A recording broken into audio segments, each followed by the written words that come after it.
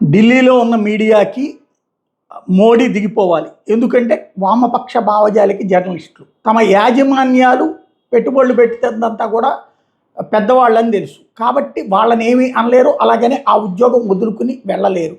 కాబట్టి కొత్త ప్రభుత్వం వచ్చేస్తే మోడీ సర్కార్ దిగిపోతే మళ్ళీ ఏ కాంగ్రెస్ అనుకూల కమ్యూనిస్ట్ అనుకూల యాజమాన్యాలు తెర మీదకి వచ్చి తద్వారా తమ ఇష్టారాజ్యం నడవచ్చు అన్నటువంటిది ఈ ఫీలింగ్ ఉన్నటువంటి జర్నలిస్టులు. అందుకనినే కాక్రోచ్ జనతా పార్టీకి అంత హైప్ ఇచ్చారు. చివరికి పచ్చిబూతులు తిట్టిన ఇన్ఫ్లుయెన్సర్ని ఎన్డీటీవీ లాంటి వాళ్ళు, ఇండియా టుడే లాంటి వాళ్ళు కూర్చోబెట్టి అదేదో నరేంద్ర మోడీతో అమిత్ షాతో ఇంటర్వ్యూలు చేసినట్టు వీళ్ళతో గంటల కొద్ది ఇంటర్వ్యూలు చేస్తున్నారంటేనే అర్థం చేసుకోవచ్చు. ఇన్ఫ్లుయెన్సర్లు కనీస పరిజ్ఞానం లేనటువంటి వాళ్ళని, మోడీని బూతులు తిట్టినటువంటి వాళ్ళని, లేదా దీని ద్వారా డబ్బులు సంపాదించుకున్నటువంటి వాళ్ళని నేషనల్ మీడియా తీసుకొచ్చి కూర్చోబెడుతుందంటే పరిస్థితి ఏంటో అర్థం చేసుకోవచ్చు.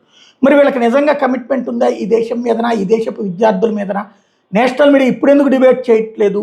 ఏదైతే వేలాది మంది విద్యార్థులు జార్ఖండ్లో ఉద్యమిస్తుంటే ఒక్క నేషనల్ ఛానల్ అన్న కవర్ చేస్తుంది. ఇంకా అభిజిత్ దుప్కే ఏమంటాడంటే దీని గురించి అడిగితే, మేము ఊరికినే ఎట్ట పడితే అట్ట చేసేయము, మేమందరం మళ్ళీ ఆన్లైన్లో కూర్చొని మాట్లాడుకుంటాం, నీటి గురించి కూడా ఆన్లైన్లో కూర్చొని మాట్లాడుకున్నాక ఉద్యమించామని చెప్పుకొస్తున్నాడు. ఇది వాస్తవం.